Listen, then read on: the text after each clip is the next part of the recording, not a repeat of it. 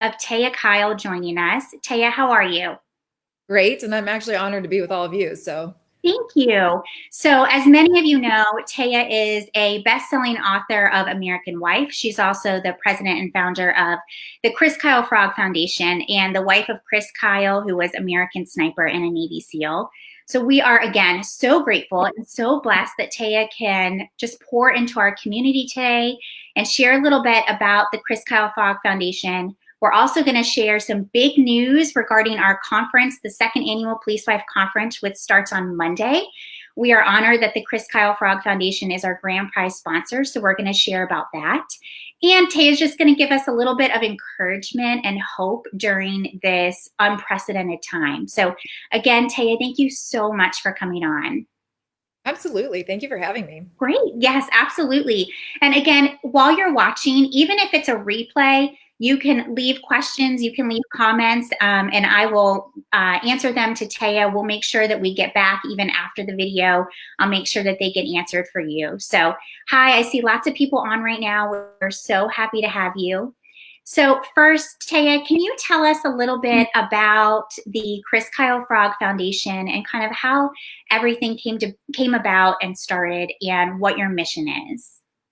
Sure. So, it was an interesting time to put it mildly, but Chris and I had talked about what we wanted to do to serve the community. And we always felt like the first responders and the military have such a similar experience with their marriages and the difficulties and the things that come against them. And also just the reasons that they got into it. Right. So when he was killed, I thought, I didn't have this need that I understand the need, but I didn't share the need to have his name memorialized by a foundation. And, granted, he already had American Sniper, and so that was memorialized differently. But I, even before that, just didn't have that. But it was a few months in, and I thought, we were so blessed to have our marriage in such a good place at the time of his death.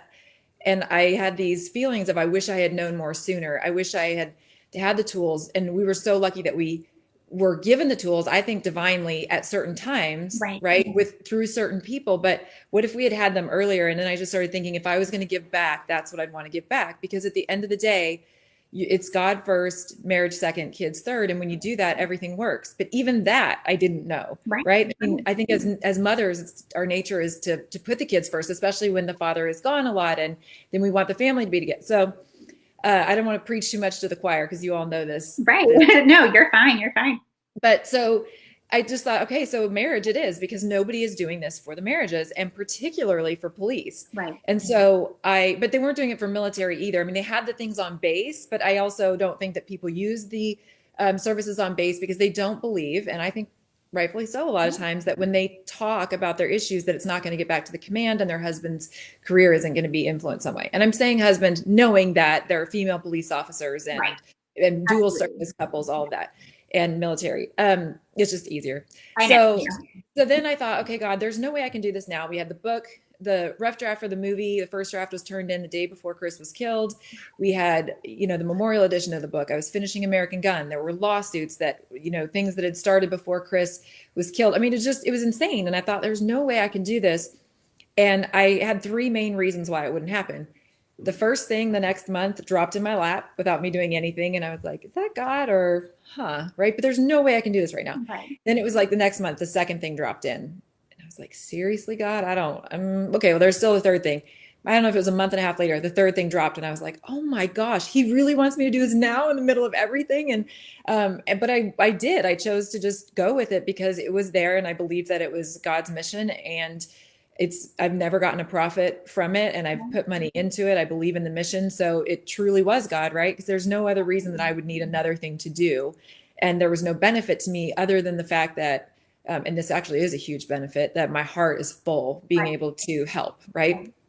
And so that's how it started. I had four unique ways well, actually, I started with three. I started with three unique ways to give back. And I don't want to keep talking, so I can talk to you No, about those. please. We can listen to you all day. So please go Okay. right ahead. Okay. Go ahead. Somebody's like, shut her up. No, no, Uh, no. so, so the things that I looked back on and I thought, what were the best pieces of advice that I got? And one was my friend in San Diego who, when Chris and I weren't getting along at one point, said, Taya, you need to go on a date. And I'm like, are you kidding me? We don't, I mean, right now, A, we're broke, and, B, who's going to watch the kids, and C, like, we're irritated with each other. You got to be kidding me. And also D, he should be asking me, right? He's the Right. guy. And, there's all these things, these rules that I think we put in our head. And she said, the time you want a date the least is the time you need it Right. the most. And she's so right about that. And we kept true to that, because that day I called him and I said, would you like to go out tonight? Just the two of us. We'll get some, one of the neighbors. I'll trade babysitting. And he said, yeah. And he never said no. And, I think we all get our prideful nature and, don't want to be sometimes. But anyway, so he said yes. And we went out and we had a great time. We came back laughing and going, oh my gosh, I think we did something really inexpensive, like maybe quick food and mini golf, right? Right. But we laughed our butts off and had such a great time. And it didn't start, when we got in the car, we had a little bit of like energy to kind of, we can get away. But that was the main thing, is making time for dates. So one of our programs is date night out. Yes. And it's usually in groups, which I wanted one-on-one dates, but I think God has shown me a different way. One is it's less expensive for the foundation to do, because like bowling alleys will donate the whole alley for our couples or something like that. Right. But the beauty in it is that these couples who are first responder mix, it could be fire, police, EMS and military, they all of a sudden see we are in different places for work. So there's no threat to being totally vulnerable and sharing. Right. And then they also have this, so they have that camaraderie, but they're also meeting people who are invested in their marriage too. So that same friend told me, she said, Taya, I'm going to be your friend. But I'm going to be a friend to your marriage too. And she set it up like this, which was brilliant. She said, a friend of yours would say, you know what? Forget about him. You don't need that. Do this, do that. I can't believe he's doing that. You know what? You need da, da, da, right? Right. And that's what we get used to as a friend. But a friend to your marriage says, oh man, okay, how are we going to do this? Let's look at kind of their perspective and your perspective. Where is the healing that we can find? And so that friend of your marriage has been something that's developed in all of our programs, because they are meeting other people who are invested in marriage. Right. When Chris was in the SEAL teams, it was 97% divorce rate for enlisted guys. Wow. 97%. So him going to work alone, and it was like, hey, don't sign power of attorney to your wife, which was fine with me, but he ended up doing it. But it was a risk he was taking, because a lot of wives were gone when they got back from deployment and cleaned him out financially, right? They talked about they talked about all the things that could go wrong, which wears on you. Right. And so, so having friends of your marriage, I think, is a really important thing. So that's date night out. And I'm giving the short version, obviously. Revitalization retreat, which I would love for you to talk about too. But yes, that started because I was in a unique place where I was visiting my mom in Oregon. And so my parents, when you're in the military, and I think oftentimes with first responders too, your hours are different. And so planning ahead doesn't really work. I think it sets you up for failure, in fact, because you plan ahead and it's just another way that they're going to let you down. Right. But it's because their command or their, police chief or whatever calls them in. So this one was, my mom was there and she said, I've got the kids. I'm buying you a plane ticket. Go spend the weekend with your husband, because their training had paused. There was something wrong with the training. And so he was going to be alone in a hotel in Ohio, and I was going to be, with the kids. And so I got my nails done. I got all, because somebody was there to watch the kids. Yeah. And you got to feel good about yourself going in, to do something. Yes. This is for you and for him. Exactly. Totally makes a difference. And so, by the way, if you saw my nails just then, they're gardening nails. And I love them. They almost look like, anyway, it's hard to get all the dirt out. So we went away to Ohio, and we didn't leave the hotel room like the whole weekend, which sounds like hot and racy and sexy, but we napped, right? Right. Like and we did stuff during the day that we didn't do at home because of the kids. And we ordered in, movies, and because we didn't have to pay for the hotel or the flight or anything. So we had money to like indulge in a different way. And so that is one of my favorite memories. We eventually got out and we walked around and saw something, got some lunch. But I thought, the beauty of having something like that, where somebody else pays for it, so you don't have the financial stress, where you have that time together to do whatever you want, and you're not feeling this pressure like, okay, we went to the Grand Canyon, we better see this, and it just was different. Right. So I wanted to do that. And then the beauty of this program is that Corey Weathers, who, you know, is Amazing. phenomenal. Yeah, Yeah, she is a gift from God for sure. yeah, she's Military Spouse of the amazing. Year, licensed counselor. So she she does the Strength Finder training Yes, that she does 5 sessions before you go on your retreat. And the beauty of this one is the Strength Finder, like there's so much God in this. We didn't plan it this way, but a licensed practitioner can't do counseling right, unless they get licensed in every state. So she's a Strength Finder coach and she does coaching. And Strength Finder, I'm just going to give it just a quick nutshell, but let's just say your husband is totally analytical right. and you're highly empathetic. And so you bring a situation to the table and he brings in his, you know, analytical side and you're like, why are you doing this? Why do you always do this? Right? I've asked you just to hear. So when you, as Corey explains it, if Superman comes in and he brings his laser eyes and busts through the rock that you needed busted up so you could get in the, you're like, you're a hero, Superman. Oh my God. You know, if there's a problem with the baby and you call Superman and he brings his laser eyes and, like, you know, kills the stroller or whatever, you're like, what are you doing, Superman, you idiot, right? So the point is that once you see that, as for yourself, when you see what your strengths are, Right. like Yeah. mine is ideation. So if somebody has an issue, what I would do is I'd go, oh my gosh, you could do this, you could do that, right? Right. And that's annoying to people who are not looking for a lot of ideas. Right. So once I see that's my strength, Corey would help me take it to an Olympic strength by saying, okay, if you said, help me decorate this room, for example, and I would go, oh, you could do blue, purple. If they said they wanted blue, and I'm going, or you could do pink, and maybe you could do green. And, Right. you know, no, if they said blue, then my job to make my strength an Olympic strength is to say, okay, how many ideas would you like? You know, Right. where are you with this? Because I know my strength and I know how it hurts, because your strength always hurts Right. people too. Right. So going back to that first thing, when your husband would come to you and you know that analytical is his first number one strength, and he comes to the table for a problem and he's using his analysis, instead of getting irritated, you go, you know what?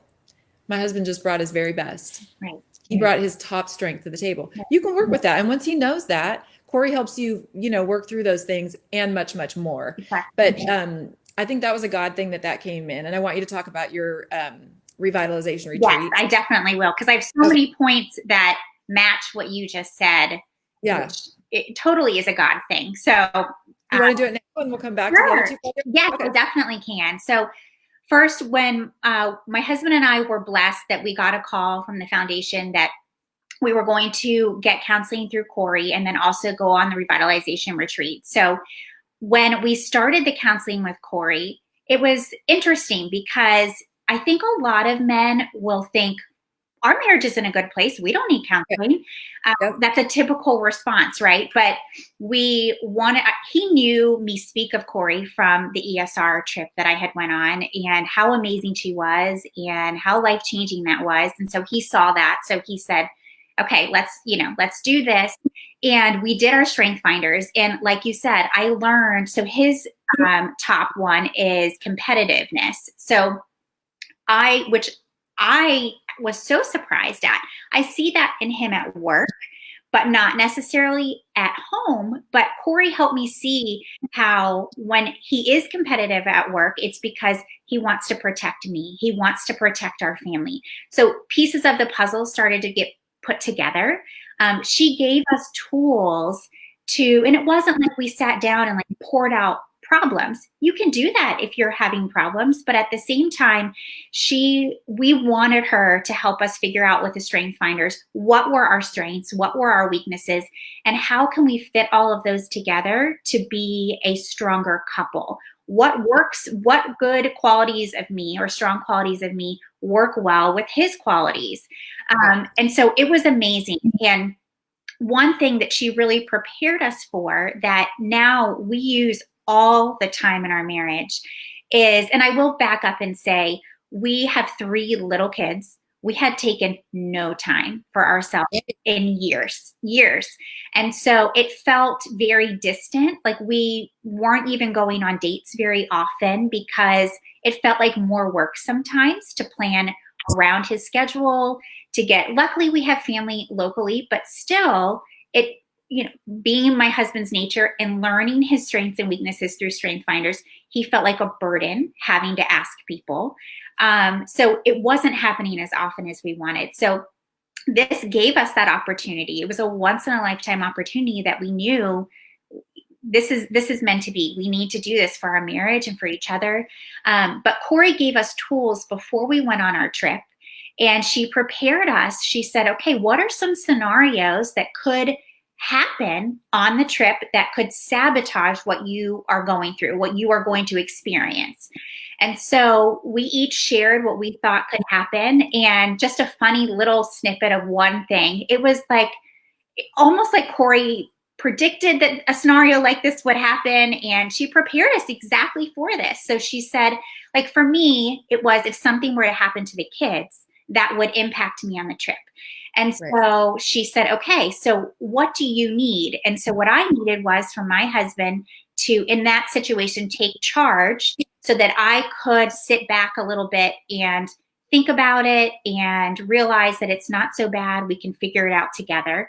So of course we get to the airport. Somebody comes, a car comes and picks us up like 4:30 in the morning before we leave for our trip. We get to the airport. My mom is watching the kids and has, our car with all the car seats and everything. We get to the airport, and we go through security. My husband, is emptying his pockets. He has every set of car keys. So my mom, kids, no one can leave the house because he has every set of car keys. And so knowing just for that scenario, it may seem silly, but Corey prepared me for that, because my normal nature probably would have been to cry, honestly. And Yeah. I just looked at him and he goes, we are taking care of this. It will be fine. He was like, when we get to the hotel, we will overnight the keys, and it will not. And so I would never have even thought to overnight them, honestly. Yep. But That gives me chills though. I mean, this is so okay. I just wanted to interject because please. it's, I think so. One of the things that I want everybody to know, and I'm just kind of looking at some comments here too, is Yes. that you are not alone. Right. Like when you say this might sound silly, it doesn't. I guarantee you there's so many people listening right now who are like, are you kidding me? That's totally would be my concern. And I would cry too. And let's take that one step further. Usually, you would have this reaction because you'd be like, we never get away and we were just trying to do the right thing for our marriage. Things are going to go wrong. And we're used to being the one that's totally responsible because they could get called out at any time. So so letting go of that and realizing it could be okay is a big deal. Yeah. So, but the other thing is every man wants to be a hero to his wife. Right. Every man. Right. And every man wants his wife to be happy, even if he can't make her happy. Right. Even if he's not, he feels like a king when you're happy. Right. Right. And so when you had that situation and you look to him, instead of crying and going, you don't understand, you're never here, you don't understand all the things that could go wrong and how I have to do, right? I mean, it could have been that situation. Happen? What if one of the kids get sick or, right. And you don't know because you're not home. And this is what happens to me. And you could have done that. But the fact that you looked at your husband and gave him the lead, right? And let his calm nature lead your panic, and it turned out okay, which it almost always does. Right. It was totally then fine. He felt needed, wanted, capable, right? And exactly. And when people say, I just want to say this because I know that a lot of times an alpha guy marries in this type of world an alpha woman. So in the service world, they tend to marry each other because they know they're going to need somebody strong, right? That's not a dynamic that is like built for, ease and success. Right. But it is a beautiful dynamic that is so powerful when you learn how to, make those two work. And so when I look at the Bible and I look at things and I go, okay, well, if I'm not supposed to let him lead, right? But I'm capable of doing these things, how's that exactly going to work? And by the way, I have to reinvent it when he's not there so that it works for me, right?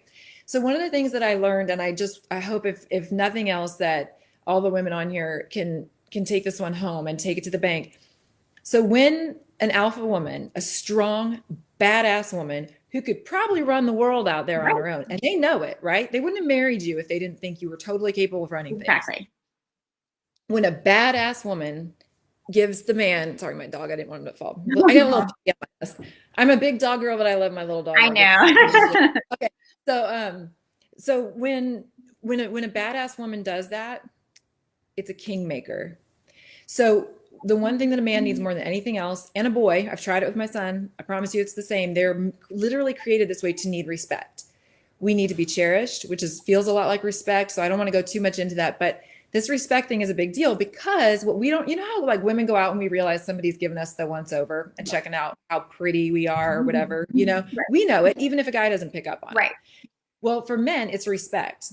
So if a guy looks at a guy like this and then just goes, we wouldn't know, right? Right. But they know their respect is challenged every day, multiple times a day. So, and that's the one thing they need, right? Everybody else can take it away. But if they know their wife is the one safe place to get the one thing they need more than anything else in the world, it is a kingmaker. Right. And we can slay them in a heartbeat and we can take everything from them with a few words. Right. So when I started to realize that the power is that you're choosing to let them do it. Yes. Like that was a choice for you in that It situation. was. And you could have taken control. Right. And but you chose to. I'm sorry. So one thing I talked about with Corey a lot was how I am an independent person. And most women in or spouse of a law enforcement officer or military officer, they are independent people. And so when you're having to step back and not be so in control, that was my big thing, was I needed on this trip, my goal was to not be so in control. I needed to let him be in control. And that was truly life-changing for me because I would have never saw it that way. I saw my qualities as strong, and that's what I needed to do. They are. And they are, but I need to know when to use them correctly in conjunction with my spouse. So okay, Rebecca, I have to ask you this because that was like, I cried my way through a book that was explaining this to me at some point. Why do I always have to be the one to do something else? You know what I'm saying? Like, it's because we're capable, first of all. Right. But the question I want to ask you is, did you feel more relaxed and free when you gave? Yes. Right? That got me. Yes. Yes. And I thought I was going to be a nervous wreck doing that because I'm like, he's going to screw it up and it's not going to go well. Right. You know what I mean? And, right. And then all of a sudden you go, even if he did, who's to say my way wouldn't have screwed something up? You know what I mean? And God will work through every situation, whether you believe in God or not. He will still do it because he still loves you. That's I see that all the time. So I'm so excited that you brought that up. And I wanted to touch on the fact that you said counseling, but it truly is coaching. Yes. Right. And, no, but I mean, that's the typical verbiage that we use for somebody that's helping us or counseling us. But it really is coaching. And I think for couples, that is a big deal because you know, I could go into, if I go into fundraisers or, you know, donors offices and I say, we're fixing the marriage. We're not fixing the marriage. Right. We're giving you the tools. Right. That you just, and you all are so strong and so capable in this world, or you would not be in this marriage and this life, right? You're not in it for the money. No. You know, you're there to serve and to support each other and to be strong and do the right thing in the world. You're the people who can do these things. When we give you guys the tools, you know what I mean? All of a sudden it's like, wow, this is not as hard as I thought. And that was when I got the help that I needed for my marriage, I thought this is not that hard. And it seems like a huge mountain. It seems like it'll never work the way you want it to, at least that. And I always thought I was alone. Right. So when I see these comments coming up, I just think that, I just saw somebody say that they got picked to go on a retreat and they didn't think it was real. Well, and that was my experience. When we talked about CSR, I was like, I shared my husband, like, is this a spam message? Like, I really wasn't sure because I was so blown away. But someone is asking, Taya, what book? You mentioned earlier that. Okay, I'll recommend the book, but I just need to put a little bit of a something on it. Okay, so it's called Daughters of Sarah, and then there's Sons of Abraham. Okay. And it is a very, some of the language seems very strong, very sort of archaic, and I don't agree with everything in the book.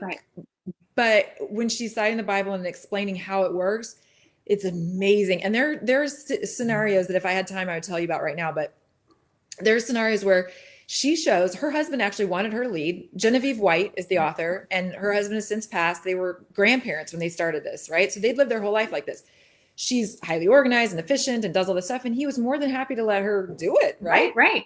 And then he was looking at the Bible saying, wait, if I'm supposed to do this, then how can I do it? And so they go on this like journey together, and things that she did not think she could ever do, as far as, I mean, there's one situation where they don't go to their granddaughter's second birthday party and she's like, that's insane. Like, you know, but as a woman, we know that if we don't do that kind of crap, we're going to be punished. You know what I'm saying? Like, it starts early on the playground as little girls.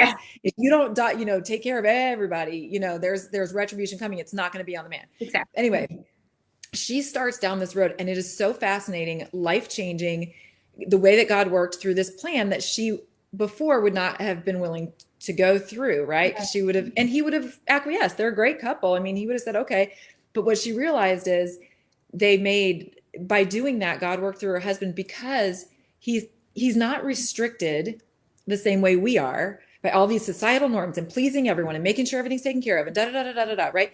So God works very easily. And I thought when this started working, I was like, oh my gosh, I'm a more relaxed person, right? I let him, and I still, don't get me wrong. I mean, I mean, you can still work outside the home. You can, it's not like, You little woman barefoot. have, No, right, it's a very strong position. But what happens is your husband all of a sudden is so adoring and loving that you wouldn't trade it for anything because right, you didn't know that that's just the basic thing that he needed, right? right, And so, and it's hard. Like it means like truly just kind of, but you have to do it with a happy heart yeah. because they know if you're faking, especially policemen, right? They're Oh trained yeah, to observe.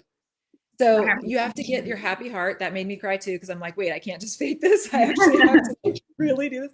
Um, and it really did change my life. And I wondered, okay, so if Chris dies, does that mean that God will work through me, right? Right.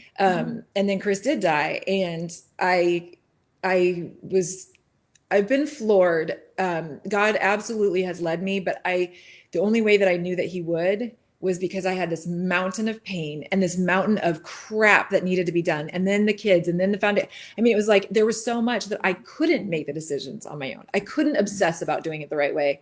There was too much. Right, And so the beauty is God taught me through that, baby, if you just let it go, like if it's an open door and it's easy, go through it. right.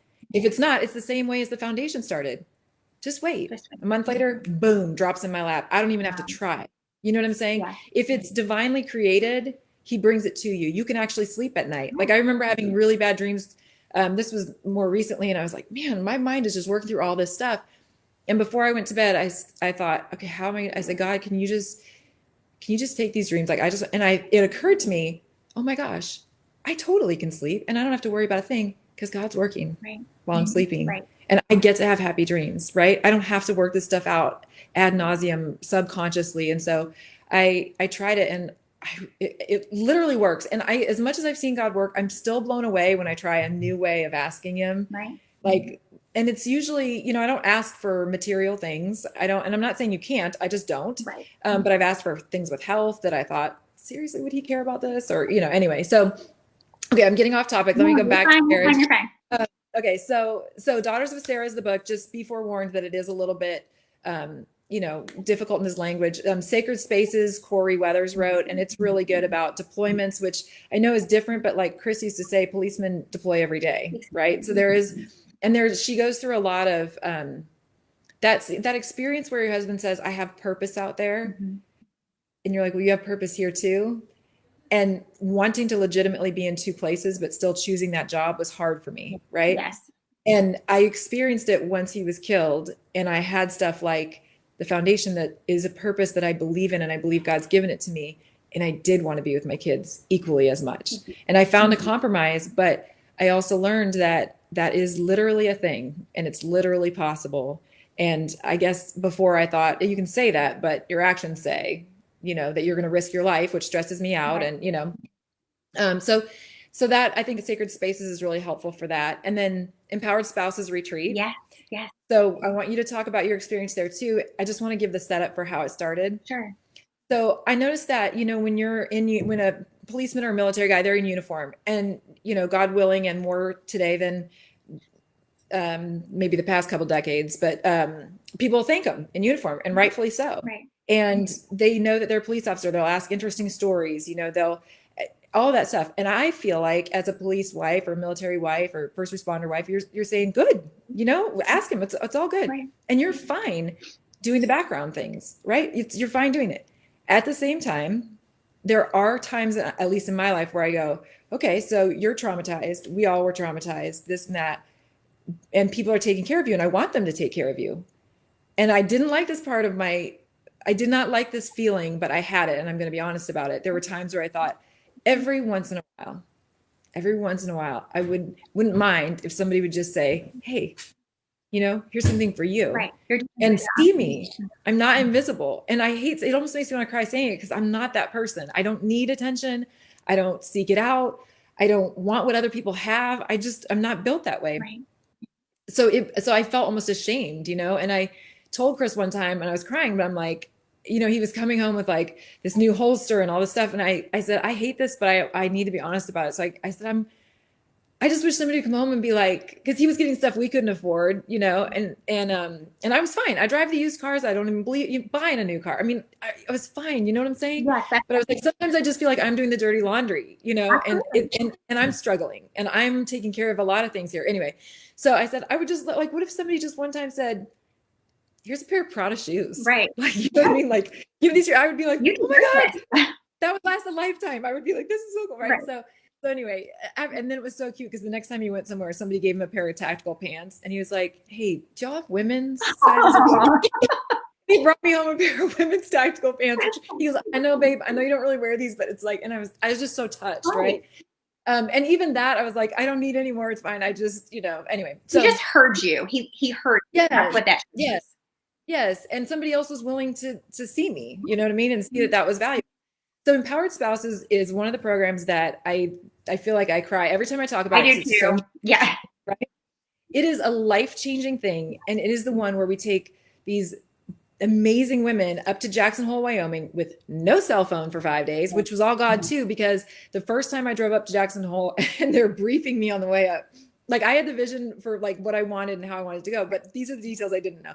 They're like, they have no cell phone service. And I'm like, do what now? Yeah. And they're like, no cell phone service. And I'm like, okay, well, how are their rooms? Well, they share. It's a bunker. And I'm like, oh my God, bathrooms? And they're like, it's a group bathroom. I'm like, these women are going to hate me. Yeah. They're like, they're absolutely hate me. I said we were going to go up for this amazing retreat. And those two things end up being completely divinely orchestrated because not having your cell phone for 5 days sounds terrifying for somebody who always has to be on for their kids and their family.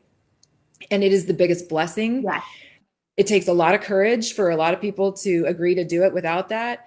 And yet life goes on, Yep. right? I And things, would I would 100% sign up to go somewhere without my cell phone again because of that experience. right. But before that, it's scary. Right. Oh, I was absolutely terrified. I thought Yes. something happened to my kids.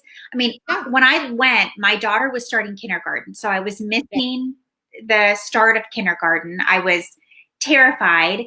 I was Yeah. still nursing a baby. Yeah. So having to now, like, Yeah. it was a lot.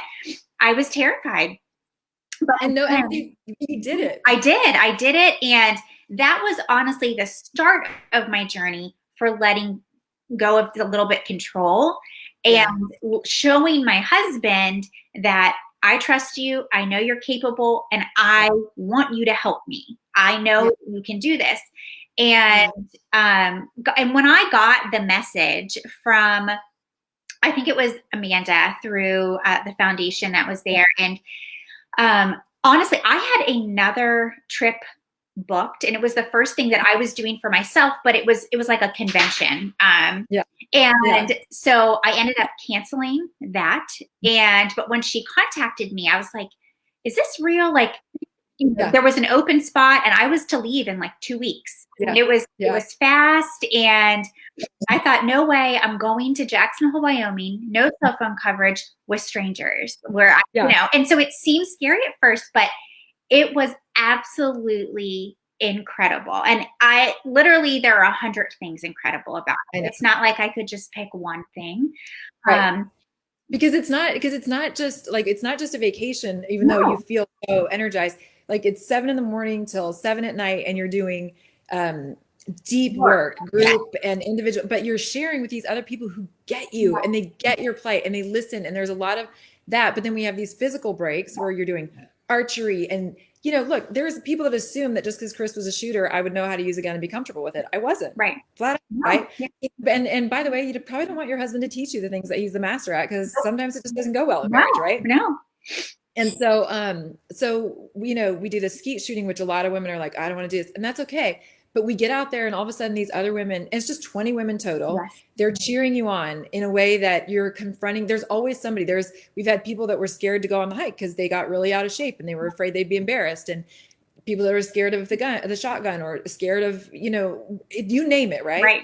But everything in there, you have a group of people around you, and it's courage, and that's the point of it. And Corey ties it into the topics that you're talking about during the day and the discussions. And so it becomes like this whole mind, body, spirit experience. Yes, And you have friends for life. you do. That's the And by the best. way, yes, and for everybody to know, there is an emergency line. So if there's an emergency with Yeah, your kids or something, they'll find you. right. We'll get a hold of And you. we did have that, like a husband had to call in. And so, they are able to be. And I will say, so some of the ladies that are commenting are some of the ladies that went on the retreat with me. So Oh, yay. Yalitza, and she's saying hi, and Rendy, she's saying, Taya, you changed my life. So literally, it is so Keep reading Rendy's because that's so true. It's I fought the feeling all the way up that mountain and cried all the way back. yeah, Taya, you're my hero, and this trip was a blessing. So See, so it's so many of us, I mean, we all feel the same way, and these women are just, it's incredible. Like they are like my Chris Kyle sisters. Like that's what we say.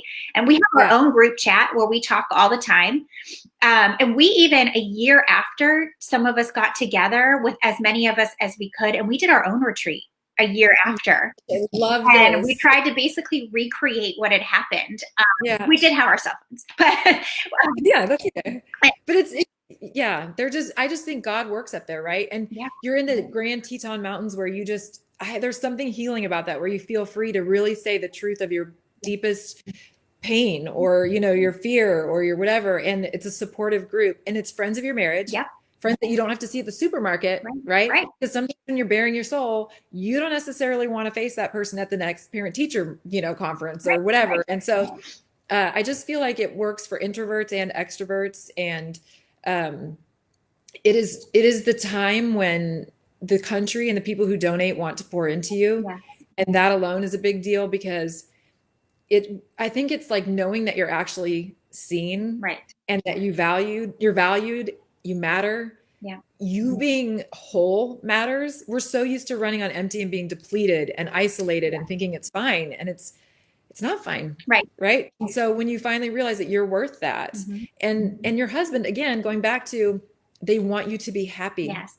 So when you actually go, I'm going to do this because it makes me happy, there's like, right. Like they're like, thank you for being happy. Yes. Go, run, go. Yes, be happy. Right. Yes. And I was like, really? Really? Because I was used to, it's not that people put me low on the totem pole, but as a mom, as a first responder spouse, I put other people in front of myself. Yes.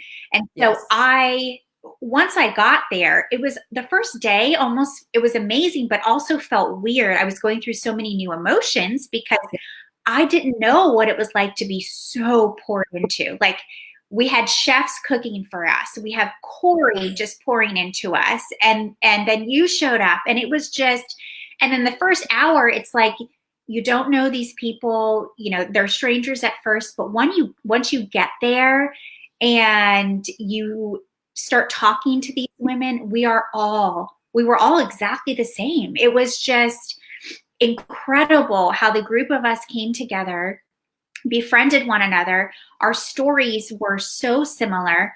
We might have been there for different reasons. Like some of us just needed a break in life or felt tired. Some of us needed to get clarity on issues that were going on in life. But everyone was supportive of one another. There was not even one instance where you ever felt like you couldn't share or you had to be embarrassed. It was just, we all uplifted one another, which felt so empowering and so inspiring. Yoga pants, no makeup, a t-shirt, a bun, right? I think that's the other thing is there's no pressure for anything. You show sweats and your big slippers, so what? Right, exactly. We're all doing that. And so there's no packing pressure. I mean, there's just, for me, I feel like that's so much of what we do is we take all the pressure off of everything so that you can actually just, like you can be yourself and your soul can be reached. And so and then our last program was Mastering Your Marriage, which there were donors, people questioning, and then people in the organization that were like, we need something that is more like a curriculum. Right. And I'm like, who wants to do that? That was my attitude. Like, who wants to go study this? Hard enough, right? And it is, again, divinely orchestrated, amazing, Mastering Your Marriage 6-month program that we do with Baylor University. And it is just one weekend with these couples, and then they have their quads that they go. So it's four, usually 3 or 4 couples with alumni, and they lead the class virtually, sometimes in person for those 6 months. And then we have a capstone. So the first weekend they're with our group, and we kick it off and we show them everything. But it's more of a kind of a workbook type of deal where you're looking at the same things that I don't think we found anywhere else. Right. Nothing comparable. We created it, and it goes through the real life. Because if you go to a civilian counselor and they tell you just have dinner every night at 6 o'clock, Right. right? I mean, we're going to laugh and walk out.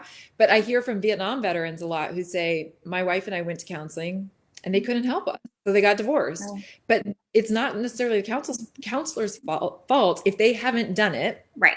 they don't know, right? And if they weren't trained in it, they don't know. So now Baylor, we're working with them to get civilian counselors continuing education credits by watching our modules and getting the credits virtually so that they can be trained in the service life. Mm-hmm. And then we have a referral network because our biggest issue is funding. Right. We have people in the queue who we need to get to. And it breaks my heart because we want to help them, but we just need more funding, which, by the way, is on a totally new I think we had some big changes that had to happen. Well, not I know we had some big changes, and there were some things that I wasn't aware of that were happening. And so we've sorry to use the Trump term, but drain the swamp kind of thing, right? And then, and unfortunately, we had to let go of some employees who we totally, totally loved, but we're in rebuild phase. Right. And our board is strong. I need to announce who's on the board, but Cecilia Abbott, Governor Abbott's wife, is on the board, and we've got some other people. So we're on the trajectory. I think God just needed us to clean up. Yeah. Again, not the employees who we absolutely love, but some of the other background work stuff. And now we're going to rebuild, and so hopefully we'll be able to get to more people. Like some of the guys here. Absolutely. So, without further ado, I do want to share, Taya and I want to share that we are so lucky that we have the support of Taya and the foundation for the conference this year. We have amazing speakers lined up. It is all virtual.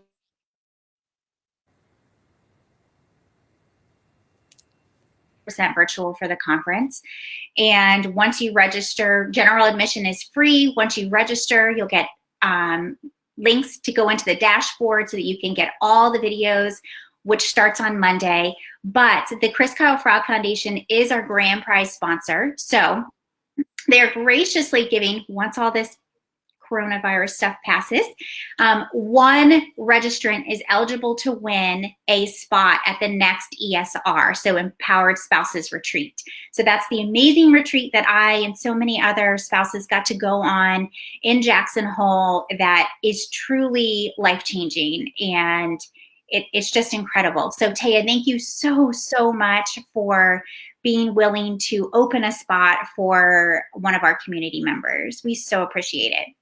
No, I just love you guys, and I have so much respect for you because you're the ones doing the hard work and the heavy lifting out there. And my heart is with you. It's not easy, and you're doing it. And I just want to encourage people that you're not alone. I mean, I know it sometimes feels like nobody else feels the way you do, but you're not alone. There's no new story under the sun, and it does suck and it is hard, but it is worth it. And we do want to help. Definitely. Thank you. And before we close, Taya, do you mind just giving us some words of hope? Because this is a trying time, whether it's a military spouse or a first responder spouse, we are navigating things a little bit differently. Our spouse may be home a little bit more, or they may be working a lot more than we're used to right now because of everything going on. So would you be able to give them just a little bit of hope or words of encouragement? Yeah, I think that one of the things I noticed in this service life, and I think a lot of civilians are noticing it right now, is, you do have to adapt and work with things. It does get old, of course, but I've found that truly there is no situation that you are not going to be prepared for if it's catastrophic, right? So I found in looking back, God has already probably prepared you just like any loving parent would. He can't stop everything because of free will, right? But I do believe that you're stronger than you think, and you will survive. So if you can like shed all of that, breathe it out, and just say, I'm choosing not to let it rob me of the joy today. Because if something catastrophic does happen, then you'll just look back and think you were robbed of the joy then and now, right? And the other thing is, I encourage people to pray really personally with God. Whether you believe in God or not, I still think if you try, you'll find something. Right.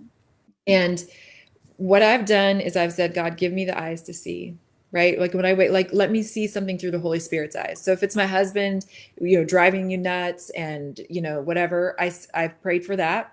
I've also prayed, like with Chris, my thing was I have all these ideas, right? And I might want to help and I might want to say this and Right. but I started, and it's very hard for me to hold it in when I have something to say. And so I would start praying, God, tell me if there's a right time and give me the words. And then I would practice not saying anything and going about my life with a smile and whatever. And sure enough, sometimes it'd be 2 days, sometimes it'd be three, sometimes it'd be an hour. There would be an opening and I would just know it. Right. It would be like the time and it would come out differently.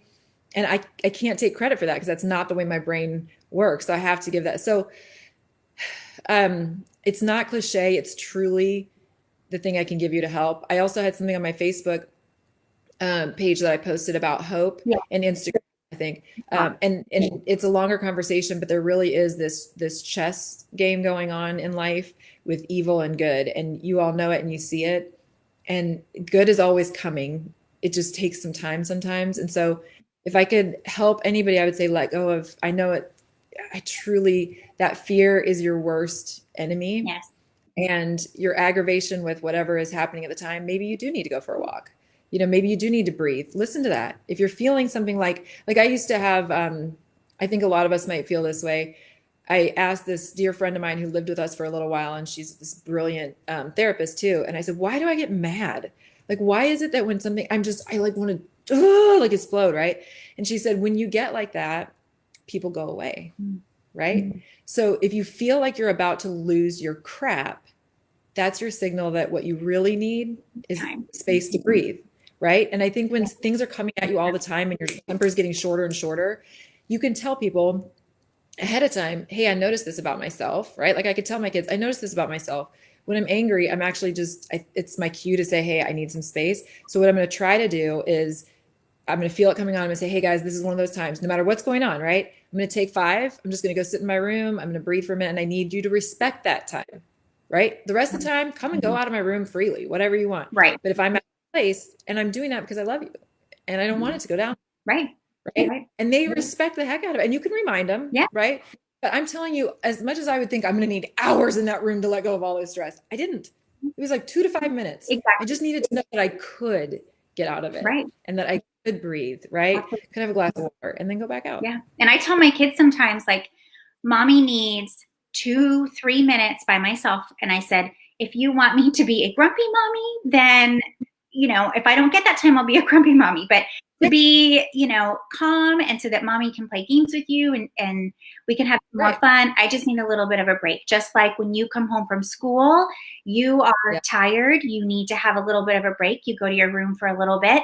It's the same sort of thing. And so I think sometimes too, when you're talking to kids, like just putting it on their level or finding a situation where they can understand, especially as spouses of first responders, when we are alone a lot sometimes. So it can be hard to express that, but. Yeah. Well, you do feel like the world is on you. Yeah. Absolutely. Well, thank you so much, Taya. I could talk to you truly all day long. So I really appreciate your generosity and coming on and opening up with us and sharing your story and just being honest and truthful. So thank you so much. We really appreciate it. Well, I love you guys. I appreciate you and I'll be praying for you too. Thank you so much. All right, take care. And if you guys listening, watching, do have any more questions, feel free to post. I will do my best to answer them. If not, I will follow up with Taya or someone from her team so that we can get your questions answered. So thank you so much, everybody, for watching.